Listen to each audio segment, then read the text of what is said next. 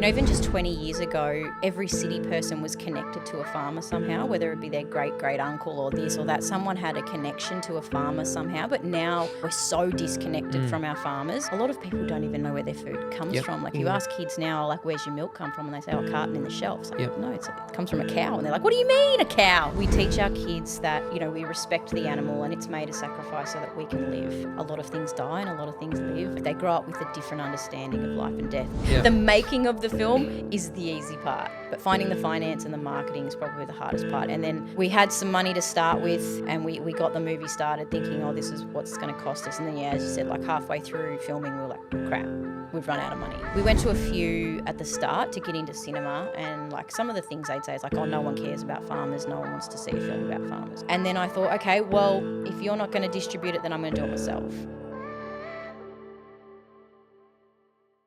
All right, welcome back to the Out of Interest podcast as I get comfortable here. Welcome back to the Out of Interest podcast. I don't know, Maza, but I don't know if you've done much research on her, but I was watching that ABC video in the car. I was doing a lot in the car this morning. I was texting, driving. I was texting, I was watching that, I was doing all sorts of things in the car. And I could not believe my eyes. I thought Wade was just talking shit when he picked this guest. But she's done everything. Yeah. Everything. Very impressive. I was like, for that. I'm like, this is a video game. I'm like, nah, this guy, something's up, right? Leila, what are you doing? What are you doing with your life? Welcome to the Out of Interest podcast. I want you to break down one by one all the stuff that you did on top of your head. In my whole life? Every role, everything that you tried doing, it's unreal. Yes, Do you remember every single thing that you've done? No, sometimes I'm like, oh, I forgot I did that for a bit. Yeah, wow. Can you try just one by one? Gosh. What you did? High level summary. High level, just so everyone knows. I think it's the easiest way to go about it right now. Well, my funniest job was probably my first job out of school. I was a chicken sexer. What, sorry? A chicken sexer. What's that? Where I determine whether the chook, when it's born, a day-old chook, whether it's a boy or a girl.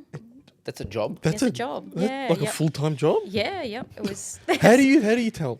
Well, it's their wings, the bones in their wings, and the girls have longer outer wings, and the boys have short wing bones. Yeah, right. Yeah. The reason why I said how do you tell, because you'd know my dad was like breeding chickens, pheasants, partridges, and like every time they're born. It's like, what the hell is what? Yeah. So we weren't a chicken sexer, we weren't anything of this. That's interesting. Okay. Yeah, right. So that was well, you know, that's one job that AI can't take over. You see, AI can't take over. We'll make a tally of how many jobs you've had and which ones can AI can replace. Which AI, AI can't take that. Yeah, so chicken sexer. I lived with a boy that had Down syndrome as a carer while I was at uni. Right. Studied fashion design, school teacher. I was an editor of an equestrian magazine. Now I'm a producer, farmer. Mum, oh God, there's other things in there, but I forget everything. Acting. Oh, acting. Yeah, acting. Gosh.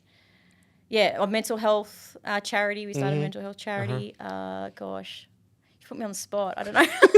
There's so much. It's unreal. Yeah. Right, Maza, what have you done in your life? You're a teacher, and now this. That's it. Quite simple. There's a bit more to it than that. No, that's it. Don't make him sound boring. Nowhere near as much of a rap sheet as she has. What was your favourite out of everything? I think actually now that I'm producing movies, I love it because it's sort of like the universe had a weird way of giving me all the skills and life lessons I needed to be able to do what I'm doing now. So it's sort of, I feel like everything I've done, there was a reason for it to be able to deal with what I'm dealing with now. Yeah, because it's all these weird skills that I had to sort of adapt. One thing that amazed me when I was watching that, and the more I investigated about you bullshitted your way through to a acting class, course. Yeah. She made up something and then went into this acting course. He's like, I've never done acting. Right? I was like, how and why the balls you need for that? That was impressive. A living embodiment of fake it till you make it, right? Just make it all up and that's it. Well, my dad's probably one of Australia's best bullshit artists, so I learnt from the best. Yeah, my dad's one as well. That's impressive. Yeah. That's impressive. Funny. Where did everything start? You've been a farm girl from day one? Yep. So I grew up on with a farming family. My parents leased land and we had fine wool merino sheep. So that's where my love for for farming started. Well, I didn't love it as a kid. No kid loves being a slave on the farm because that's what it is. My dad always said, I had kids so I could have some slave labour, free labour. So, yeah, and then my mum's quite a creative, artistic person, and that's sort of probably where my creativity come from. And then being dyslexic, I guess, being in the dumb class at school all the time, you sort of develop a bit of a drive to be like, I'm going to prove everyone wrong. Like, I'm not an idiot. And that's where that drive came. So every time I do something and then people say you can't do it, it gives me that determination to be like, well, I'll just prove you wrong. Yeah. Yeah. So I guess once I say I'm going to do something, I can't stop until I finish. And I don't know, sometimes that's a good trait, sometimes it's a bad trait, but my dad always said to me, you know, we're not a family that half does things. When you say you do something, you finish it.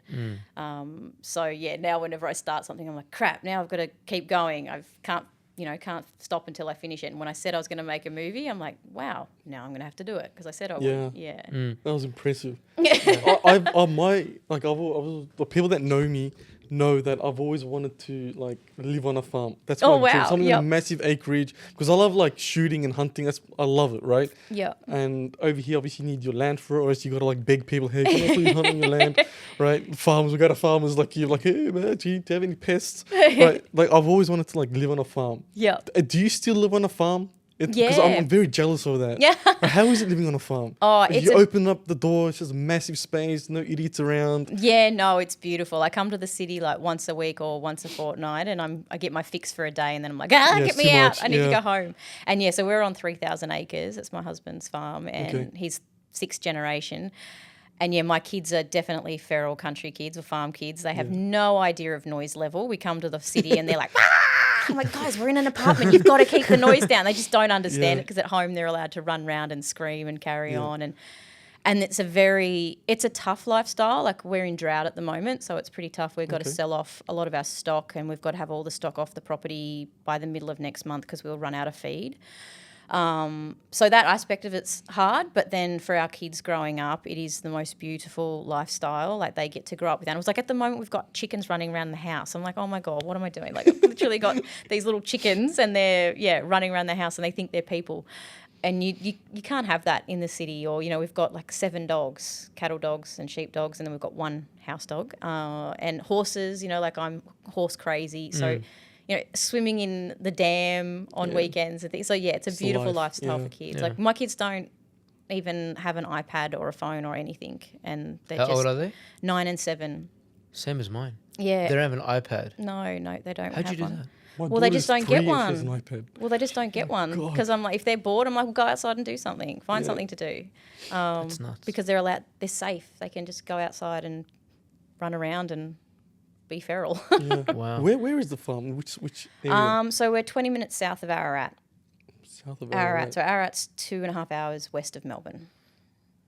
3,000 acres. Yeah. So around 100 years' time, someone should approach you and be like, hey, can I buy your land to build houses? It's a lot of money. It'll be worth a lot. It'll be worth a lot. I think we're a bit too far out of Melbourne for people to want to build lots of houses where we are. Dang. Who knows though? 100 years, 200 years later, some juicy might come. Yeah, I'm almost the opposite of him. I look from afar. I admire people who can pull that lifestyle off. I could never. He knows me. I would not survive on a farm for one night. I would not. I'm petrified of animals, of the whole lot of them. I'm scared of them. But I do feel that Australia as a country, considering how much land we have and the fact that, you know, there's so much produce and so much all that stuff going on, we don't give anywhere near as much regard and respect to farmers as we should. Yeah, no. Massively. Like, it's so underrated and they're treated so poorly. By the big boys. Yeah. It's an absolute joke. You know, we've issued apologies to various backgrounds and people. I think we should apologize to farmers for this country because like, there's so many unsung heroes who have come from that sector, who without their contribution, we wouldn't have the life that we have. Us city dwellers, no chance would survive. What's your perspective? You've seen your parents go through that, you go through that, now your children go through that. You said, you know, your husband's 6th generation. So clearly it's in your DNA. You've been doing this for a long, long time. What's your perspective? Has it gotten worse over time, better over time? And what does the future hold? Yeah, and that's a really interesting question because it is. And I think, you know, even just 20 years ago, every city person was connected to a farmer somehow, whether it be their great great uncle or this or that. Someone had a connection to a farmer somehow, but now we're so disconnected from our farmers, and a lot of people don't even know where their food comes from. Like you ask kids now, like, where's your milk come from, and they say, oh, carton in the shelf. It's like, no, it comes from a cow, and they're like, what do you mean a cow? It's like, yeah, it actually comes out of a cow. So this disconnection, and not until I'd had, like, my son was born, and he's sort of now at an age where it's like, wow, it really is in your DNA to be a farmer. Like, my son doesn't think or do or dream of anything else but being a farmer, and he's only 9. And, like, this kid can work just as hard as a 25-year-old. Like, if we didn't make him stay at home sometimes because he's a bit tired, he'd be out there working with his dad all day, every day, and wouldn't go to school. I'm going to make him go to school. So it is in his DNA, and he just knows things that I'm like, how do you know that? Like, he just knows how to be on the land and with the animals. And I'm like, wow, like it's just in you somehow. So yeah, and we just forget sometimes, I think, that without food, we can't live. And where does all of our food come from? Farmers. So, we'll get to a point where farmers are just being so underappreciated, like we earn nothing. Like, it's really a lifestyle. Your profit margin is like tiny. You do it because you love it, and for some reason it is in their DNA, and if they're not a farmer, what are they? Because it's their identity. So they'd rather work their ass off than sell it and go and get a better job. Like, a lot of people say to us, why don't you just sell the farm and go and live on the beach? Well, then what would my husband be if he wasn't a farmer? He'd actually go insane. And the hours they work, like, you wouldn't believe. Like, my husband has gone at 6 o'clock in the morning, and sometimes he can get until 1 o'clock in the morning. So he's gone that whole time, and where is he gone? Just working on the land, on the land, feeding what do you guys stock. We're mainly sheep and cattle, and we've got a little bit of cropping in to produce stock feed for the stock. But yeah, there's just always constantly a job to be done. Like, there's never not a job. And to get him off the farm for more than 2 days, oh my gosh, it's like pulling teeth. You can't get him off it. He just loves it. And then when we are away, he's constantly going, oh, well, I've got to get back and do this and this and this and this and this. It's like they don't do anything else. And if you don't love that lifestyle, you wouldn't do it, because it's actually insane. So, but the challenges are unreal, right? People talk about, I don't want to make this like a whole global warming conversation, but if anybody can understand the impact of it all, it's you guys. You spoke about being in drought and the challenges that come with that. It's very, very real. Like, for so many of us, when you hear there's a drought somewhere, like, so whatever. Okay, or there's too much rain or whatever. I'm like, in the city, good drainage, good sewerage, you don't even feel it. But from your perspective, how do you feel about that? Is it genuinely a problem, or is it? Yeah, and I think there's also that misconception there that farmers don't care about the environment, and there's this whole narrative being written by, whatever side of the political debate you're on, that farmers are actually the reason for global warming, or, the cows fart too much. And how do they figure that? And it's not at all. And farmers are actually, if we don't look after the land, so there's only 73 years left of fertile topsoil in the world. 72 years. After that, if we don't look after the environment, we don't have fertile topsoil. So, of course, farmers want more than 72 years left of farming, so we have to look after our soil. So we're actually doing a carbon soil project on the farm where we're incorporating compost back into the soil, looking after the soil more, really trying to improve the quality of our soil, planting trees. Like, we've planted over 10,000 trees in the last 6 years on the farm to try and, regenerate the bush life on the farm and things. So it definitely has an impact, and we're trying to reverse that. But the bigger our cities get, the more we've got to compensate for that sort of stuff out in the country, because, the population's getting so big and everyone gets so scared about saying it. But what is the number one issue in the world for global warming? Human beings. There's too many of us. But no one will say that. So what are you trying to say? There's too many of us. What's the I know, and I don't know what the answer is to that. To farm humans. Yeah. Well, COVID helped a little bit. It was a bit of a haircut. Yeah. You said you farm sheep and cattle. Is that to slaughter? Yeah, so our sheep are mainly for the wool. Okay. We do a few crossbred. That's where it's like a wool sheep crossed with a meat sheep, and they go off to slaughter. And then our cattle, we sell off the steers and things for the meat. Yeah. Do you not get sad? You've raised these things and then off they go, get cut. No. Sheep number 157, mate. No, it's sort of like we teach our kids like it's quite funny because like we do all our own slaughtering on farm as well, so we have really amazing meat because we do it all ourselves. It hasn't been through any processing. Fresh meat's great, but we teach our kids that, you know, we respect the animal and it's made a sacrifice so that we can live, and you get this whole different perception of life and death on a farm, because that's, you know, a lot of things die and a lot of things live, and they grow up with a different understanding of life and death. And the animals, my husband like nearly knows all of his stock, like he knows them all, especially the cows. Like he's got his favourite cow, her name's Buttercup, and we've even got a big painting of her in the house. It's quite funny. Assuming it's still alive? Yeah, she's still alive. She's the fattest, hopeless, ugliest cow, but he loves her for some reason. I don't know what I'm trying to say there. But our kids grow up with a different perspective that we have to nurture the animals, look after them, because ultimately they're making the ultimate sacrifice in providing us with food. So, yeah, it's sort of, you know, this different way of thinking about food. A lot of the vegans say that cow farmers and, you know, meat farmers, they don't look after the sheeps and cows very well. Oh, what are your opinions on that? I think come and spend a week with my husband on the farm and see how much he loves them. He spends more time with them than he does me. They're so well looked after. They're loved. Like, they're probably there's like anything. There's good and bad people in everything, but 99.9% of farmers are probably really, like, they love their animals because it's their livelihood. If they weren't looking after them, they'd all die and then they'd lose their livelihood. So, no, they're very well looked after. All of our money gets spent on them.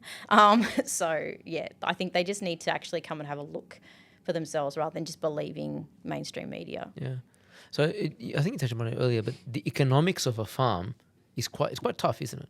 Because there are so many variables in there. You could have, animals get sick. That's an unknown expense out of nowhere. Fox will kill a sheep. Yeah, something happens, environmental, drought, too much rain, this, that, blah, blah. There's so many people obviously in farming and people use farming as a business and all that kind of stuff. How does one get the economics to work? I think it's just for generations they've done it, but they're probably the biggest gamblers in some ways. Like, you put in a $500,000 crop at the start of the year and you're just relying on the rain to make sure it grows to get a crop off at the end of the year. Like, sometimes you've got a 50-50 chance of it raining or not. But, yeah, so this year for Victoria was a really bad year. We're in drought, so, like, a lot of farmers didn't really get a harvest. And then, even just 2 years ago, cattle prices, they were at, like, $2,000, $2,500 a cow or steer. And then within a month, they dropped down to, like, $800, $1,000. No way. So, you buy this product for this, you fatten it, you think you're going to make a profit, and then you're like, wow, we're actually running at a massive loss. And you've just got to wear that hit. And I think farmers just have always worn that hit for so long, and it's getting to a point where, a lot of farmers are selling up and selling to corporate companies. And, there's a lot of theories around that, whether corporate companies are trying to make farmers go broke so that they can come in and buy them and, have control over our food supply. Like, even just in America, Bill Gates is the biggest owner of agricultural land. Which is like, why is Bill Gates the biggest owner of agricultural land? But, yeah, there's a lot of theories around it, and I think we really need to support our family farms in Australia so that we keep them in families, we keep them small, and as the people keep control of our food supply. Who's the biggest buyer? The corporations, right? Yeah. So when, a family goes bust because of drought or something, or succession's as any business, it's probably the most complicated part of farming. Sometimes it can bust up a lot of families. But and a lot of international buy-in. Like, I know everyone in Australia thinks it's China that's buying up all of our land, but it's not. Canada is actually the biggest agricultural holder in Australia. Yeah, so too random. Yeah, because everyone goes, China owns half Australia. It's like, nah, Canada owns more. Yeah. What do they want from us?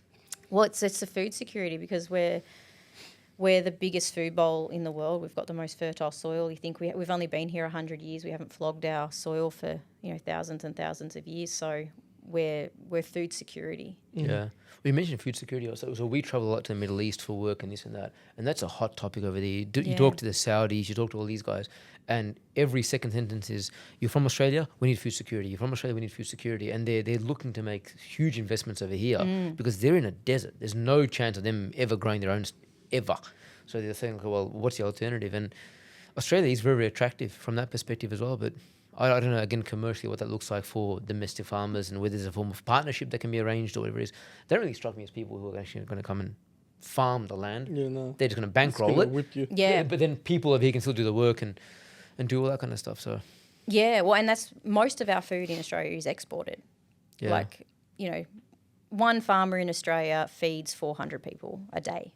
What? Yeah, so it's or more. So it's quite interesting to think, yeah, wow, we feed a lot of people That's in the world. huge. Yeah, yep. I think, you know, I don't know the exact number, but yeah, something like 60% of our food is exported. Yeah, I heard that as well, where a lot of the good produce that we create is actually exported. Oh, yeah. And we're left with the not so The great leftovers. ones. Yeah, from yeah, what well- I've been told. Yeah, Japan basically takes like our best Yeah, produce because yeah. they're really big on priding themselves on having the best food. And yeah, so they take our really, really good stuff. Yeah, that's a shame, man. Do you think we've ever eaten your cow? Maybe, yeah. If you've eaten it from Coles or Woolies, yeah, I dare say, or some of our lamb, yep. How is it dealing with those big guys, Coles and Woolies? They cop a lot of stuff They from the do. media for, you know, they're talking about inflation, but they're making crazy profits. Cost of living's gone up, things like that. Like, how does that affect you guys It's at called all? shareholder value. Share- Okay? Yeah. They're making Yeah. dividends for shareholders. Yeah. You and I. Yeah. Ripping us off. Well, we don't ever deal directly with Okay. Coles There's always or a buyer. Woolies. There's always Yeah. a buyer. Abattoirs are sort of the middleman between for meat.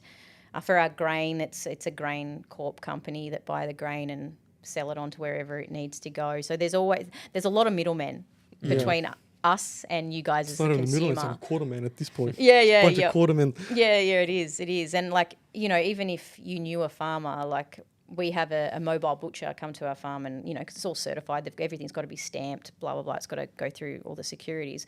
Like if someone in the city had a friend that was a farmer, you could go to a farmer and say, okay, I want to buy a steer off you butchered.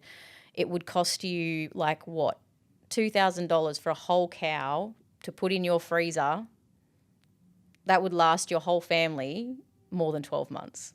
So Okay. it's building those connections again with farmers and things because we can do that. But it's So just you're telling me I could we both could go to your farm. yeah. Like, I'm buying your husband's favorite cow. I want to cut her Maybe up not and the eat it. favorite that cow. favourite cow. Maybe not the favorite. Maybe not Buttercup. $3,000 for this one. You can maybe not Buttercup.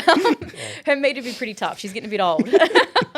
So we could actually do that. That's pretty cool. Yeah, yep, you definitely bad. could. And sheep are much easier. Yeah, definitely. Like it's something if we started connecting better with our farmers and city people, these are kinds of relationships that we can build. Yeah.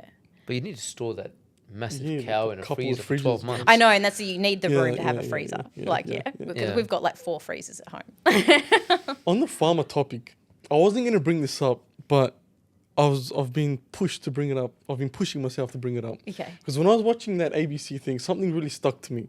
And that is, your farmer wants a wife. But I'm not even going to talk about the show. Yeah. One thing I'm going to bring up is how you said the love was staged, Yeah. right?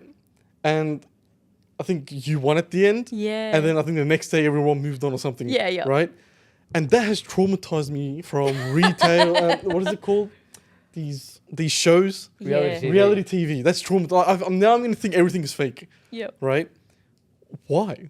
Like, did you know it was going to be fake? Well, no, I think I went on it, thinking, oh, maybe I will find a husband, like who knows? But we didn't really get along that well, and they'd kind of made up what the story would be in their head that Okay. we were like a fairy tale and whatever.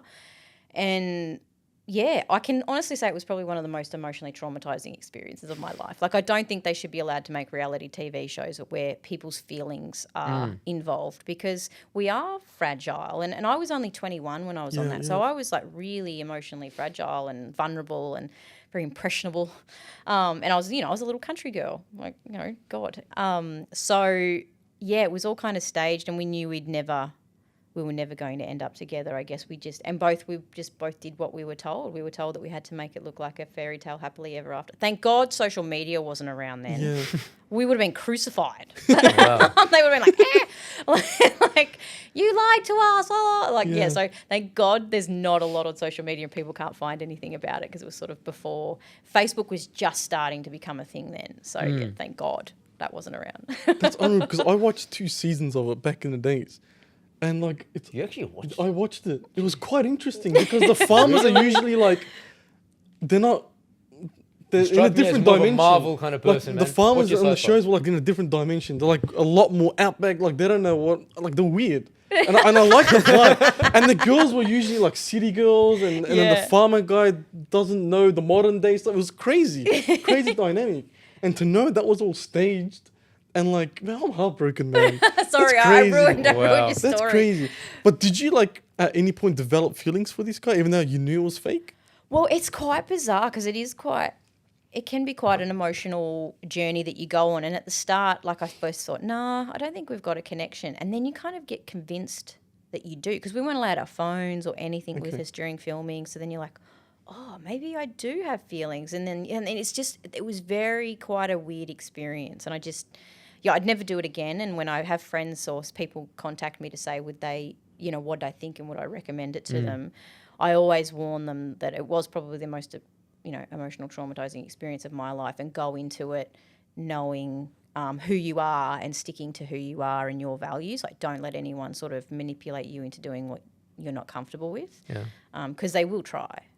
Because a lot of people use reality TV as a platform Grow, yeah. to build something else in their career. Yeah. So you look at, like, for example, Big Brother now. That's coming back this year, later Is this it? year. Yeah, Yeah, Big Brother wow. coming back this year. Or the whole live thing properly, the way it used to be old school. Yeah. But you look at how many celebrities have come out of, Chrissy Swan and Fitzy, and all these guys came out of Big Brother. Yeah. So it's a platform that so many guys and girls go on to say, okay, well, what on the show could be a sham, but it puts me in the limelight. I'm a nobody, I become a somebody, and then I might get a brand deal, an endorsement deal. I become something else in another world, and I can do something with that. So, yeah, and definitely nowadays with the world of social media and being an influencer and different things, and people, if you've got a good personality, the audience is going to get drawn to you somehow. And then, if a marketing or someone goes, oh, wow, people really liked that person, they're like, oh, we're going to capitalize on that. Yeah. So you've got to have that kind of personality. But, yeah, it wasn't sort of a thing when I was doing it. it'd be harder to do considering your background, being a farm girl, and you grow up traditional, pretty conservative, whatever it is, and then to have your love life splashed across the TV, that'd be traumatizing. Yeah, and my dad was just mortified. He was like, why are you doing this? He's like, I'll disown you if you go on that show. And he's like, it's like a cattle sale. They're just lining you up and they get to pick one. And he was mortified. You still did it. I still did it. Well, because my nan actually convinced me. She's like, well, you've got, like, your best lesson in life is experience. So why not just go and experience it? So I was like, all righto, okay, off I go. Yeah. Because you said, I think your friends. Yeah, my friend put Do me you still on it. talk to them after them screwing you over like that? Yeah, she's still my best friend to this day. We think it's hilarious. Like, I was just like, because that was the funny part. She knows me so well. She could fill out all the application like she was me. Yeah, that's crazy. That's crazy. And then once that ended, you found your husband. Yeah, I met my Pretty husband quickly, I the think. day after the rap party. It was so funny. That's so random. It was so random because I was on the same season as a guy I grew up with who was the farmer. Like, we grew up in an 800 people population town. What are the chances of us being on the same season? And he said, oh, we'll go home to Walker for the weekend and we'll find you a guy at home. And I was like, no, I know everyone there. Like, no. And we went home to the local show, we have little agricultural shows in the country still. And we're at the bar and he just said, well, we don't know that guy there. Let's go talk to him. It was my husband. Wow. So it's just like how fate has a funny way of working And I things think out. you got married pretty quickly. Well, no, we dated for probably a year and a half and then we Okay. got married. But, yeah, we just sort of hit it off. Yeah. That's So, crazy. yeah. At least from shit, Something- something good came Yeah, out of it, right? exactly. Yeah. Yeah. It's fate. yeah. It's unbelievable. Yeah, yeah, and I'm very lucky. He's a very, very good husband, very supportive of all my crazy ideas. Yeah. But yeah, he's And you have great. two kids. Yeah, we've got 2 children, Vincent and Vivian, my little V team. Mm-hmm. Yeah. Considering, how chaotic your life is and you're doing crazy things in this last several years. Yeah. How do you manage all that? Because obviously your husband's busy, you got kids and you're a mum. Are you still as adventurous as you were back in the days? In that gap, like we've got kids, like that gap where born until school starts. it's pretty hard. Like as a mum, you've got to hands on. So yeah, that 5 years of them being at home, kinder, daycare, running around sort of things, it was probably a bit quieter. But now they're both at school, I feel like I'm just starting to get my life back as it is. And they're both very adaptable sort of kids. They haven't really known anything else than their mum being a bit crazy. So they just fit in and slot into things, and it's good for them too because they just get to see so many different things and what's possible. Yeah. Yeah. In terms of upbringing on a farm for a kid, would you take the same approach with your kids as your parents did with you? Or is it sort of, you know what, these are modern day kids, I've got to be a bit more sort of controlled or not throw them in the deep end as much as maybe I was thrown in or whatever it is? Or is it?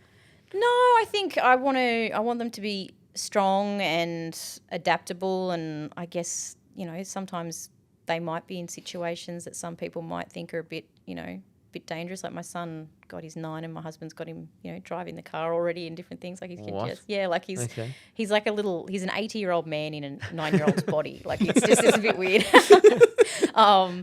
You know, and I trust him sometimes more than I'd trust an adult around the farm. I think like in terms of maybe I'm not working them as hard as my parents probably worked us, but I can't stop them. So they want to go and help and do things. And whatever they want to do it, they can do it, but you know, we can't make anyone or push them to do things they don't want to do. And but I think we've got to, I don't know, but and because with my school teaching background, like, are we creating a generation of what they call snowflakes? And if you're raising strong, adaptable, resilient kids, then they've got a better chance in the long run.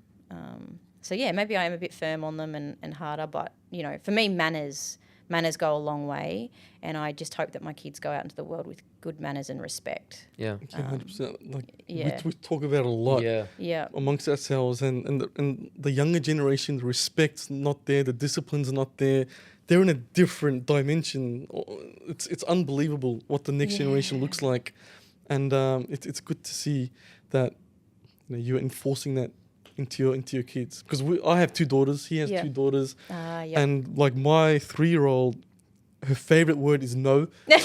I'm gonna have a hard time with that one. Right? You are. And girls are a bit more strong-willed. Yeah, and as a dad, I'm so soft on them. Right, the mum's a bit more hard. Right, but as a dad, it's almost like, no, okay, dad, okay, no worries. Right, your way. Right, I'll listen to you. Right, it's gonna cause a lot of problems. And they do the little eye thing. And it's unbelievable, man. It's unbelievable. And if they don't get what they want, they chuck a fit. And I think as parents, like, we're very soft now as well. Like we can't, like back then, like if you say no to your dad or your mum, you just you cop it. Right? All hell breaks loose. You're out of the house with like a bloody nose, right? But times have changed. But I think bring up the whole snowflake thing. You know, growing up with the discipline and whatnot, I feel like that helped a lot with. It makes us more resilient, right? So when you get to the real world, you could handle a lot. In this day and age, like you said, a lot of people are more snowflakes. They're not as resilient. Then all of a sudden, everyone has mental health issues, and people are like, it's like that's why mental health awareness and whatnot is a lot more in this day and age. Obviously, back in the days, there were still mental health issues, and I know that there's been mental health problems in your husband's family and your family as well that led to suicides and whatnot. And then you have something called the mellow yellow. Correct me if I'm wrong. Mellow right? yellow. Explain that, right? The mental health impact in your family, what's going on in your life.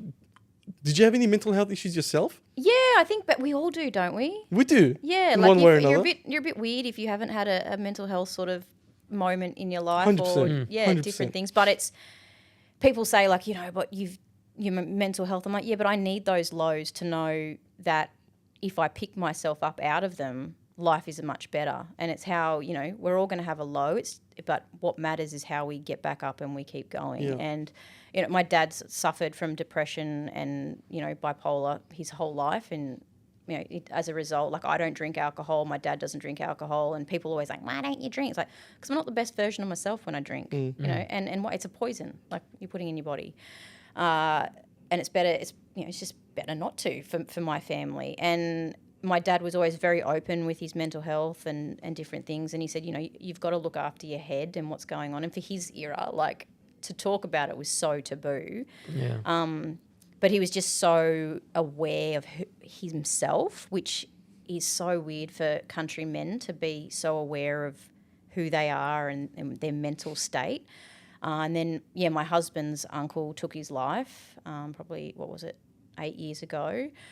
And just country people, sometimes things just build up, the drought, the situations. Like I'm sick of the government telling us that we need to be more resilient. How do we make our farmers more resilient? I'm sorry, we're probably the most resilient people in this country. Like, stop telling me that we need to harden up, because we're pretty tough. Like, you come out and do a job with us for a day, you're not going to last.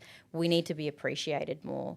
And for us, doing our work in our rural communities is just letting people know it's okay to go and get help. Like, you mightn't be suffering from depression, but you might be going through a pretty rough patch, and you just might need someone's help to get through that little rough patch, because we're a tribal animal, we're a pack, and sometimes one might fall down, and we as the group have to collectively help that person get back up and get back on their feet. And we're losing that sense of community in our culture. We're becoming so individualised, we're branching off, we're becoming very selfish. And we need to get back to that community and looking after one another. And I think that will improve our mental health as a whole. Yeah. Yeah. But as you said, like, your dad admitted it. Like, back then, like, my dad's one as well. Like, he'll never admit I had mental health problems, right? Yeah. So, like, I'm a manly man. I could handle anything, blah, blah. And for him to admit it, it's massive, right? Yeah. And a lot of people, especially men, I think, like, we don't admit it. Like, we try to just suck everything we bottle in. it up. We bottle it up, right? Yeah. And what steps did it... Like, I'd love to understand, even for my personal self, like, what steps did your dad take to actually admit all that? Well, it's quite a complex kind of story as well, because he kind of just isolated himself. Like, in that era, at 35, he's 66 now, and at 35, boom, cold turkey, never had another drink again. Mm-hmm. And he was kind of isolated from his community because he was different. It was quite a country thing. Like, everyone goes to the pub and gets drunk, and he wasn't doing that anymore. So he threw himself into my brother and I in sport, and we're playing sport and different things and getting into different men's groups. Like, he was in Apex for a while and different things. And I think a lot of people in the community didn't even know until the Australian Story thing came out that he'd suffered from mental health. And they were like, oh, wow. Like, because he is a manly man. Like, he's a bloke's bloke. He's a farmer. He's a bit of a larrikin. Everyone knows Ching around town. Like, he's just one of those people like, oh, what's he up to now? Like, he's just a bit random. But yeah, I think it's sort of now he's realised that him admitting it helps other people as well, because they see him as a manly bloke around town and, oh, he's okay. He's not like in a mental asylum. He's still functioning, still has a job. Like, he works in the high school. He teaches kids ag and stuff in the high school.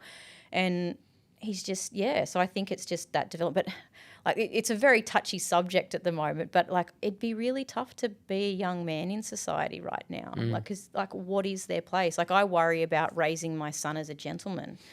I want him to offer to pay for people's food when they go out for dinner, regardless of their gender. I want him to get up off the train, like if there's an elderly woman or someone older than him on the train, to get up and let them sit down, or, to open the door for someone out of politeness, regardless of their gender. And is he going to be crucified for that because his parents have raised him as a gentleman? And it's worrying, because I'm like, what, am I raising him properly for a modern world? Mm-hmm. And that's that thing. And I don't want his genetics, there's going to be mental health there. So how do I create a farming world where he can go and seek help without feeling bad about it? Yeah, in the city, obviously, access to mental health support and all that kind of stuff is pretty open, it's pretty common. In farm world, in the farm life out there, country life, is it as accessible? Is it as available? Is the quality of service the same as one would receive over here? Or is it more sort of just, the farming community coming together and helping each other out more kind of casually ad hoc as opposed to a structured care? And I think that's what we sort of do rely on, is our community helping one another. Okay. There's not a lot of, counselling services available because the populations are smaller. We've got a local counselling service in Town 1, Red Tree, and, they're booked out. They can't take any more clients. And that's just not farming. That's, just our rural city of Ararat, like rural city. And it's just getting, and even just doctors in the country, it's so hard to get just GPs to work in our medical centres. And, I'd ring up for just a general appointment, and it's 2 or 3 weeks just to get into a GP. Wow. So, you know, then you've got to go and sit in emergency at the hospital or something if it's really, really urgent or something. But, yeah, our resources are definitely diminished in rural areas, and I don't know whether it's because it's not as an attractive lifestyle for some people to go out. And, you know, once kids come and live in the city and do uni, it's so much fun. And, you know, they've grown up in the country and like, oh, it's boring, I want to get out. And then they don't come back, you know, and it's teaching kids, you know, there's lots to do as an adult in the small country towns as well. But, yeah, and then it's just we're trying to just educate people and our country people around how we can help each other better, because there are, and like with technology now as well, there's a lot of support help online and different things, but it's not the same as being in person with someone and feeling that human connection and feeling the energy they're giving off, and you know, because someone can look like anything, their face, but you know, reading their body language and you know what's really going on. You can disguise so much. And a lot of the time it's like a wife going, you're going to get help, like go and see someone, and then they'll go, oh, well, I know what to say to get out of this. And they'll go in and they'll sit there and say what they've got to do. Like, oh, I'm fixed now. Yeah, so it's just educating people that it's okay to get help sometimes. I'm interested to know the difference between city people and country people. I'm assuming the country people are more warmer, friendlier. Would you agree with that? I don't know. Like, it's just Depends like who you anything. meet. Yeah. And, you know, like they always say, oh, you know, small town, everyone knows everyone's business. And yeah, they do. They do know everyone's business. Everyone's always having a gossip about someone, but then in some ways... when you're on farmer once a while, Yeah. what is she doing there? And, you know, Talk everyone's about got an town. opinion of what someone's doing and this and that, but then you kind of got to look at the flip side, and the positive side of that is like, yeah, we do know our next door neighbour. Yeah. You know, someone in the city can be living next to someone in an apartment and never have spoken a word to the person who literally lives through the wall. So, yeah, there's a flip side to everything, you know, differently. Like, yeah, sometimes you get sick of the gossip and the things and people just bagging on other people, but then you're like, oh, well, it's just the way it is, and it's probably good that they know. And then, you know, having kids in a small school, like everyone looks out for everyone else's kids, and, you know, if such and such as kid is picking on my kid, you just go tell the mum, and the mum's like, oh, don't you pick on her. Like, you know, it's sort of like a bit of a community, and they all have to look after each other.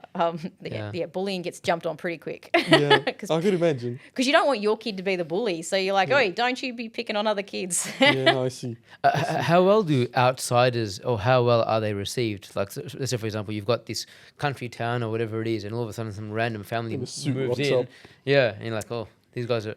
Is it more sort of, you know what, let's take them in, they're one of us, or whatever? Is it like, you know what, you need to earn your stripes. You need to... Yeah, no, it's can be different for everyone, I guess. Like, I was an outsider to this community when I first came, and I did find it a little bit difficult when I first moved into the community, because I was, you know, a new wife and, you know, fitting into the social structure of it all. But when a family comes and they've got kids and different things, and they come to the local footy and netball club, and we do have an amazing little footy netball community in Tadioon, and we just want more people. So I think they're just like, anyone comes, we'll accept everyone. And, you know, and they, you know, if you don't want a job, don't come. You know, they get thrown in the kitchen, or they're umpiring, or they're, you know, and it's just, we just love having a community. So yeah, it's very warming if you sort of come in and you want to be a part of the community. What project are you most proud of? Project? I think the film. Yeah, Just a Farmer. Like, it's had a big impact around Australia and the globe. It's quite weird to say that, but yeah, I think it's sort of had the biggest impact. So I guess that's why I'm most proud of it, because it's had an impact. I knew you were going to say that. Yeah. I wanted to make a leeway to that topic. I'm like, I'm hoping she's going to say that. Good segue. Yeah. Yeah. I was like, let me try. Next time, man. Good interviewer. Know your job. Oh, that was terrible. Everyone knew what was going on. Yeah. The movie, right? It was quite ambitious. Yeah. I think quite a bit of money was invested in it. Yep. Quite a few life savings, I think, were invested in it. Yeah, it was a bit and crazy. It was I think money ran out and 10 days left or something. Everyone was going to be like, oh, should we pull out or something? I could only imagine that added a lot of stress. That probably affected mental health, right? What was going through your mind during that process, right? Let's talk at the start. What were you thinking? Well, to invest so much money. I just didn't think it was going to cost as much as it did, to be honest. If I'd known what I was getting myself into, I would never have started. Like it has been a crazy adventure, but I wouldn't change it for the world. And just learning as I had like just gone along and making stuff up and just thinking, well, I don't have another choice. It has to work. So how can I make it work? And yeah, and then just dealing with people. Like I've never dealt with so many people in one space before. Like we had 60 people on set for 7 weeks and just, you know, dealing with dynamics and personality and clashes and like that adds just a whole nother dimension to just not even dealing with the financial issue. Yeah. But then you're like dealing with, and then all the dietary requirements of people, you wouldn't believe God. that's like a vegans are at it. problem. But it's really hard to like try and cook. And, you know, the girl I had cooking for her, she was literally one of my closest friend's daughter who's never, ever worked in a kitchen before. And I was like, here you go, here's a catering trailer. You're catering for 60 people a day, 3 meals a day. 2 of them have to be hot. The poor thing, she's nuts. traumatized. She'll never set foot in a kitchen ever again. The poor thing. Yeah, so it was very challenging, and just some days I literally just felt this weight of pressure on top of me. Like, how the hell are we going to pull this off? Like, I just sometimes just wanted to sink into a corner and just sit there. And like it's going to sound a bit morbid, but even some days leading up to it, I would be thinking as I'm driving along, if I crash into that tree, I can be in hospital and we can get out of doing this. That's going to be the only way I'm going to get out. But I was like, no, that's not an option. Mm-hmm. I've just got to make it work. And as bad, and now it makes me realize how people's brains can go to weird places and dark places, because I was like trying to come up with, you know, my subconscious was trying to come up with ways of getting out of it. So it makes sense why people don't push themselves to certain levels, because the fear factor comes in, and then you start coming up with all these really extravagant ways of getting out of it. So yeah, once you're in, like, it's just sink or swim, isn't it? Yeah. I was like, Yeah. I've got to swim. We said earlier off camera that, you know, we're finance people, and we Yeah. touched briefly upon the finance of film. Yeah. So obviously for you, this would have been a massive experience. Yeah. Walk us through that, because I'm personally intrigued by how it all works behind the scenes. Yeah. Because in your role here, you're producer, director, actress, you're doing the whole thing, writer and all that kind of stuff. So who does what? And in your world, how did that all kind of gel together? Yeah. So in the movie world, and I learnt it as going, the producer is the most important person. Like they bring the film together, create, like, you know, they've got the last say on the creative side of it. They've got to find the money. They've got to find the team. They've got to, you know, make sure that everyone's working properly. If anyone's got a problem, they come to the producer, like all those sorts of things. And I was probably doing a lot more. I wasn't outsourcing jobs because that would have been another expense to get another person to come in and do that. But yeah, if you had the money up front, I think making a film's easy. The making of the film is the easy part. But finding the finance and the marketing is probably the hardest part. And then we had some money to start with, and we got the movie started thinking, oh, this is what's going to cost us. And then, yeah, as you said, like halfway through filming, we were like, crap, we've run out of money.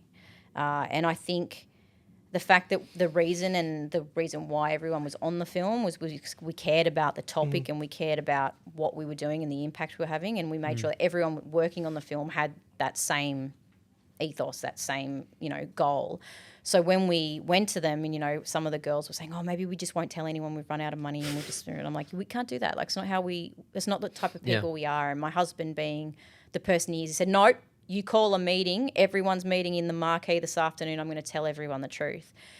And he just stood up and he got quite emotional about it, and he just said, look, guys, we've run out of money for now. And he said, like, we're working on getting a loan. We're going to mortgage the farm to get the rest of the money. We will pay you. Like, I'm a man of my word. I will pay you. And he's like, and if I can't, you know where my tractor is to go and sell it. Like, so he's just, and yeah, the last day of filming, the loan come in and we could pay everyone. But then after that, I had to go and find more money to get through post-production.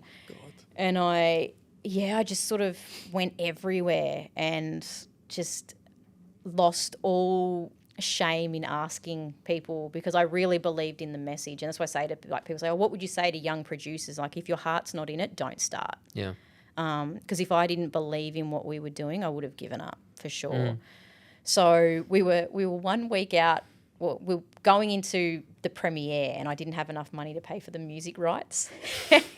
And my mentor, David Gregory, who is an amazing human, and I wouldn't have made it through without him. He's just an absolute godsend, and he's freaking out. He's like, where are we going to get this money from? If we don't have it, you can't go to cinema. Like, you can't release the film because we don't have the music rights. I'm not even entertaining that thought. The money will come from somewhere. And week before we went to cinema, Thomas Foods, which is an abattoir company, came in and gave us $250,000 to get us over the line. And I was like, oh my God, like everything was just synchronicity. Everything just worked. And so, yeah, we ended up having to find $2.5 million to make the film. And that's a micro budget film, apparently. Like, you look at films like Mad Max and all that and what they cost to make. Like, we're up micro budget. I'm like, oh my God, imagine trying to find all that other money. So not one piece of government funding did we use to put into the film. We just had to. I'm hoping you made your money back. We're nearly there. And now that we're on Apple, we hope that it'll. Oh, you're on Apple? Yeah, as So of we can like 2 watch days it. ago. Okay. 2 days ago, yeah. So hopefully it'll really get out to the population now. Yeah. Talk to us about that part of that piece of the puzzle. So one is obviously making the film, one is distribution. Yeah. How do you go about getting the right people, speaking to the right distribution channels, preferring one channel over another? Because a lot of these guys are competitive as well. Yeah. And they want exclusivity and all that kind of stuff. And you're like, you know what, I'm so desperate to try and make my money back. Yeah. But I don't want to, out of desperation, make a bad deal that shortchanges us. And how did you navigate all that? Yeah, and that's been a massive learning curve. And also, I'm very lucky to have two amazing mentors that, you know, are like, no, you got to stick to your guns and value your product and value you and learn how to negotiate. And, you know, had I not had them, I would have just probably taken any deal anywhere. But there's distributors, so they're like a middleman between me and getting into cinema or onto streaming services. And we went to a few at the start to get into cinema, and like some of the things they'd say is like, oh, no one cares about farmers, no one wants to see a film about farmers. I was like, oh, okay. It's like straight out like Yeah, that. straight out. Yeah, Wow, straight okay. up. Or they'd be like, oh, you know, and you could tell they didn't even take the time to watch the film. And they'd be like, oh, no, it's not good enough quality. I'm like, you literally haven't watched the movie.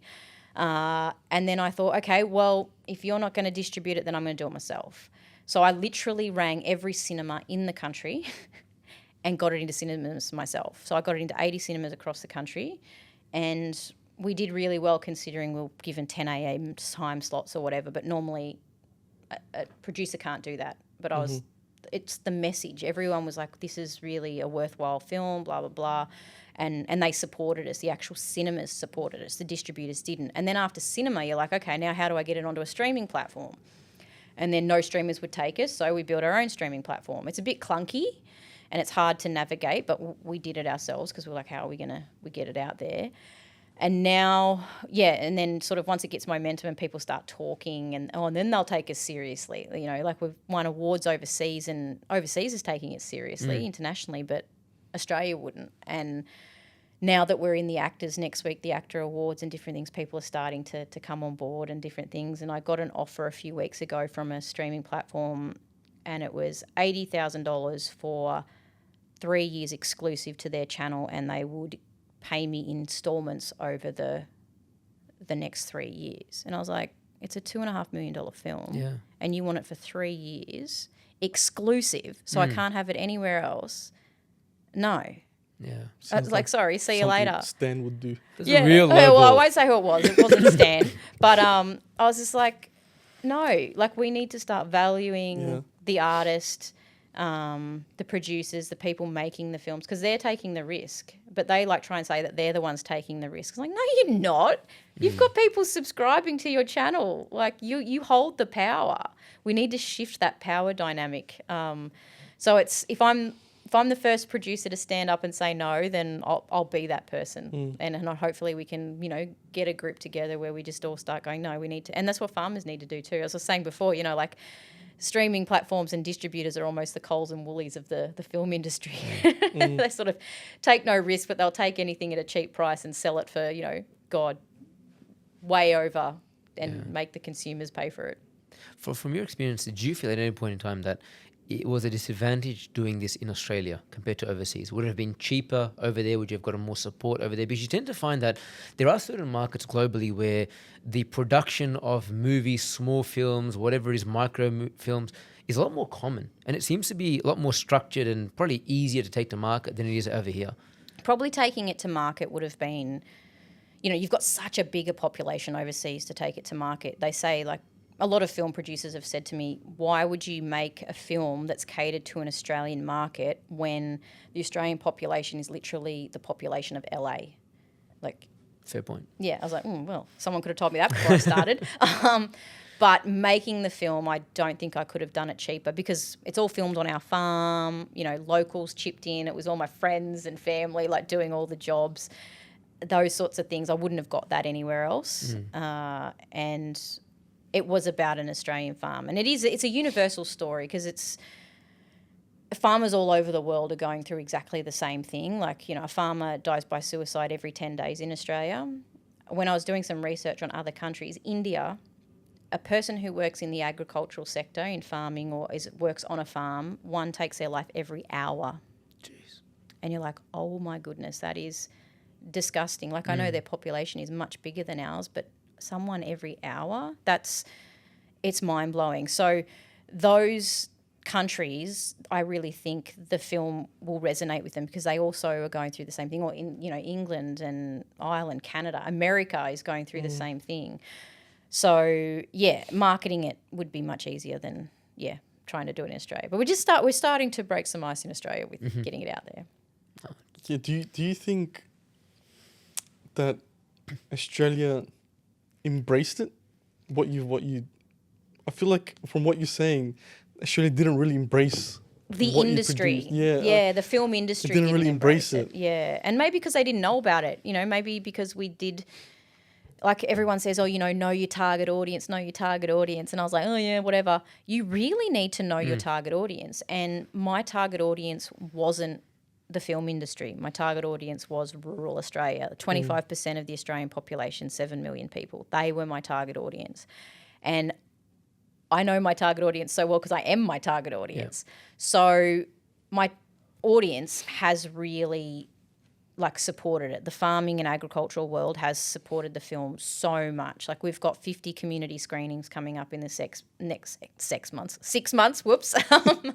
And that's been how the film's had its biggest impact, by bringing 200, 300 people together in a community screening, watching it together, and then having a big group chat about it afterwards. That's where we've had the most impact, and those communities are supporting us. So imagine if city people started watching it and they could see and be like, oh my gosh, we didn't really know this is what our farmers are going through, and how much empathy they would then have for where their food comes from. Yeah.